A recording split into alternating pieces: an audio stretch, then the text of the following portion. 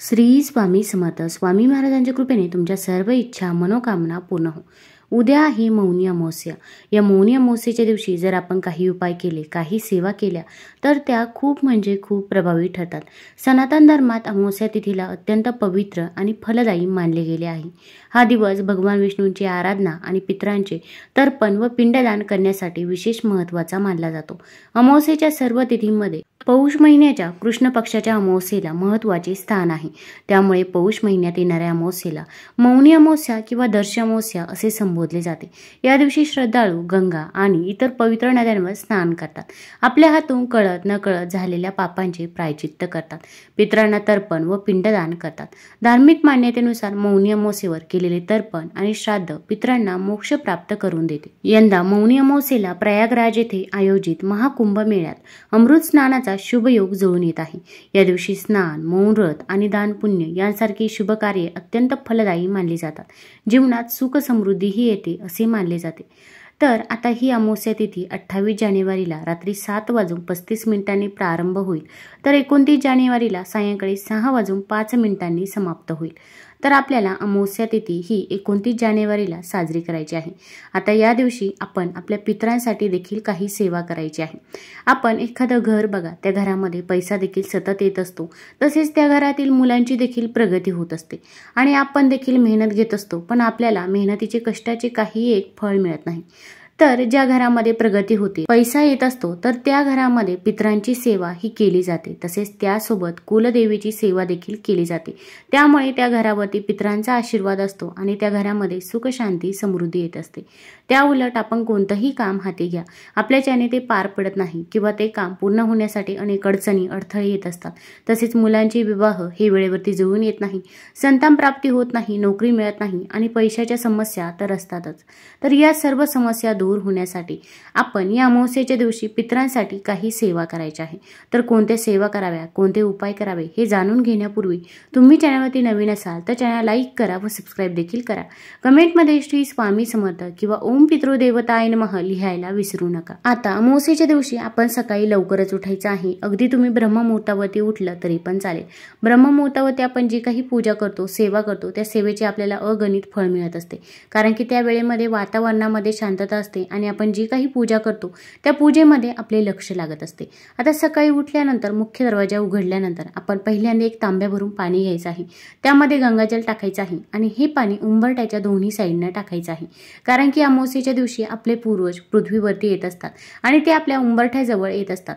रात्रभर ते तिथं असतात. आपण जर त्यांना पाणी दिलं तर त्यांचा आत्मा तृप्त होत असतो, त्यांच्या आत्म्याला शांती मिळते व त्यांना मोक्ष प्राप्त होतो अशी मान्यता आहे. त्यामुळे आपण अमावस्येच्या दिवशी आपल्या उंबरठ्याच्या जवळ दोन्ही साईडनं पाणी हे आवर्जून शिंपडायचं आहे. अगदी प्रत्येक अमावस्येला तुम्ही ही गोष्ट लक्षात ठेवा. तसेच तुम्ही तुमच्या पूर्वजांचे स्मरण देखील करू शकता. आता यानंतर आपल्याला संध्याकाळी आपल्या घरामध्ये एक दिवा प्रज्वलित करायचा आहे. तर आपण पूर्वजांसाठी केलेली सेवा कधीही वाया जात नाही. घरातील कोणताही व्यक्ती ही सेवा करू शकतो. फक्त सूतक असेल किंवा मासिक धर्म असेल तर या काळामध्ये आपल्याला हा उपाय, ही सेवा करता येणार नाही. शक्यतो घरातील जे काही वडीलधारी व्यक्ती असतील, मग आजी असतील, आजोबा असतील, तर त्यांनी हे उपाय व सेवा करावी. त्यांना जर शक्य नसेल तर अशा वेळेस तुम्ही हा उपाय, ही सेवा केली तरी पण चालेल. तर सर्वात प्रथम आपण देवघरामध्ये एक दिवा प्रज्वलित करून घ्यायचा आहे. त्यानंतर तुळशीजवळ देखील एक दिवा प्रज्वलित करायचा आहे आणि त्याच्यानंतर आपल्याला हा उपाय करायला घ्यायचा आहे. तर आपल्याला कणकेचा दिवा बनवून घ्यायचा आहे. आता कणकेचा दिवा बनवताना आपण चौमुखी कणकेचा दिवा बनवायचा आहे. कणिक मळत असताना आपल्याला त्यामध्ये मीठ टाकायचं नाही, तर चिमूटभर हळद टाकायची आहे. आता कणकेचा चौमुखी दिवा बनवणे शक्य नसेल तर मातीची पंती देखील तुम्ही चौमुखी पद्धतीने प्रज्वलित करू शकता. आता एक प्लेट घ्यायची आहे. प्लेटमध्ये आपण थोडेसे अखंड तांदूळ टाकायचे आहे. तांदळावरती हळदी कुंकू अर्पण करावं आणि त्यावरती हा चौमुखी दिवा ठेवायचा आहे. आता आपल्या घरामध्ये मोहरीचं तेल असेल तर मोहरीचं तेल टाकायचं आहे. मोहरीचं तेल नसेलच अशा वेळेस तुम्ही शुद्ध तुपाचा वापर करू शकता. आपल्याला थोडेसे काळे तीळ घ्यायचे आहे. 11 किंवा 21 काळे तीळ घ्यायचे आहे आणि या दिव्यामध्ये टाकायचे आहे. या दिव्याला हळदी कुंकू लावायचं आहे, फूल व्हायचं आहे आणि आता हा दिवा आपल्या घरामध्ये दक्षिण दिशेला ठेवायचा आहे. आपल्या घराची जिथे दक्षिण दिशा असते तर तिथे पूर्वजांचा वास असतो, तिथे तुम्ही हा दिवा ठेवू शकता. किंवा घरामध्ये जर हा दिवा दक्षिण दिशेला ठेवणे शक्य नसेल तर घराच्या बाहेर जाऊन दक्षिण दिशेला तुम्ही हा दिवा ठेवला तरी पण चालेल. आता त्यानंतर तिथे बसून आपल्याला आपल्या पूर्वजांचे स्मरण करायचे आहे. आपल्याला आपल्या पूर्वजांचे नावं आठवत असतील तर तुम्ही त्यांची नावं देखील घेऊ शकता.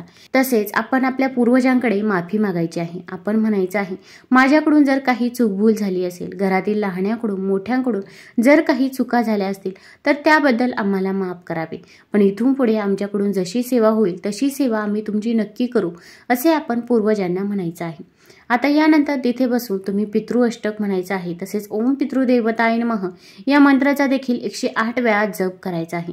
अगदी तुम्हाला म्हणणे शक्य होत नसेल तर अशा वेळी तुम्ही मोबाईलवरती देखील लावून देऊ शकता. श्रवण केलं तरी पण चालेल. पण आपल्याला या 2 सेवा करायच्याच आहे. त्यानंतर आपल्या पूर्वजांना मोक्ष प्राप्त व्हावा, त्यांच्या आत्म्याला शांती मिळावी यासाठी प्रार्थना करायची आहे.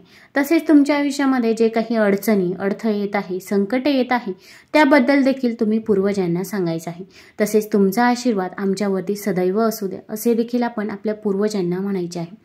यामुळे पूर्वजांचा आशीर्वाद हा आपल्याला मिळत असतो. आता हा दिवा किती वेळ प्रज्वलित ठेवायचा आहे तर अमावस्येच्या दिवशी रात्री 12 वाजेपर्यंत हा दिवा तुम्हाला प्रज्वलित ठेवणे शक्य असेल तर आवर्जून रात्री 12 वाजेपर्यंत हा दिवा प्रज्वलित ठेवू शकता. अगदी हा दिवा तुम्ही विझण्याच्या अगोदर परत त्यामध्ये तेल टाकलं तरी पण चालेल. असा दिवा आपण घरामध्ये प्रज्वलित करायचा आहे. त्याचसोबत आपण आपल्या घरामध्ये आपण जिथे पाणी ठेवत असतो तिथे देखील एक दिवा प्रज्वलित करायचा आहे. कारण की तिथे देखील आपल्या पूर्वजांचा वास असतो असे म्हणतात. मग तुम्ही पाण्याचा हंडा भरून ठेवत असाल किंवा अगदी तुमचं फिल्टर असेल तिथे जरी तुम्ही असा दिवा प्रज्वलित केला तरी पण चालेल. आपण एक प्लेट घ्यायची आहे. तसेच आपण थोडीशी हळद घ्यायची आहे. हळदीमध्ये गोमूत्र टाकायचं आहे किंवा शुद्ध तूप टाकू शकता. त्या हळदीने प्लेटमध्ये स्वस्तिक काढायचं आहे. स्वस्तिक हे शुभतेचं आणि मांगल्याचं प्रतीक समजलं जातं. जिथे स्वस्तिक काढलं जातं तिथे नेहमी शुभ कार्य ही होत असतात. त्या स्वस्तिकवरती आपण थोड्याशा अखंड अक्षता अर्पण करायचे आहे आणि त्यावरती आपण मातीची पंती किंवा कणकेचा दिवा ठेवायचा आहे. आता हा एक वातीचाच दिवा आपण प्रज्वलित करायचा आहे. त्या वातीला देखील आपण हळदी कुंकू लावायचं आहे. मोहरीचं तेल टाकायचं आहे. मोहरीचं तेल नसेल तर शुद्ध तुपाचा वापर करू शकता. या दिव्याला हळदी कुंकू लावायचं आहे. फूल व्हायचं आहे. या दिव्यामध्ये देखील आपण काळे तीळ टाकायचे आहे आणि आपण आपल्या पूर्वजांचे स्मरण करायचं आहे. या दिव्याचं दर्शन घ्यायचं आहे. तसेच आता यानंतर आपण या दिवशी आपल्या पूर्वजांसाठी आणखीन एक सेवा करायची आहे. तर आपण एक तांब्या भरून पाणी घ्यायचं आहे. त्यामध्ये गंगाजल टाकायचं आहे. थोडेसे काळे तीळ देखील त्या पाण्यामध्ये टाकायचे आहे आणि आपल्या घराच्या बाहेर जाऊन दक्षिण दिशेला आपण हे पाणी अर्पण करायचं आहे. आता दक्षिण दिशेला हे पाणी अर्पण करतो तेव्हा आपण आपल्या पूर्वजांचे स्मरण करावे किंवा तुम्ही ओम पितृदेवताय नमः, ओम पितृदेवताय नमः या मंत्राचा जप केला तरी पण चालेल. तसेच पूर्वजांच्या आत्म्याला शांती मिळावी, त्यांना मोक्ष प्राप्त व्हावा यासाठी देखील आपण प्रार्थना करायची आहे. आता हा उपाय आपण सकाळीच करायचा आहे किंवा दुपारी देखील करू शकता. पण आपण जे काही घरामध्ये दिवे प्रज्वलित करणार आहोत तर ते दिवे तुम्ही संध्याकाळीच प्रज्वलित करायचे आहे. तसेच या दिवशी जर तुम्हाला तलावाकाठी एखादा दिवा प्रज्वलित करणे शक्य असेल तर तिथे देखील तुम्ही एक दिवा प्रज्वलित करू शकता. तलावाजवळ, विहिरीजवळ, नदीजवळ मग तुम्ही कणकेचा दिवा घ्यायचा आहे किंवा मातीची पंती घेऊ शकता.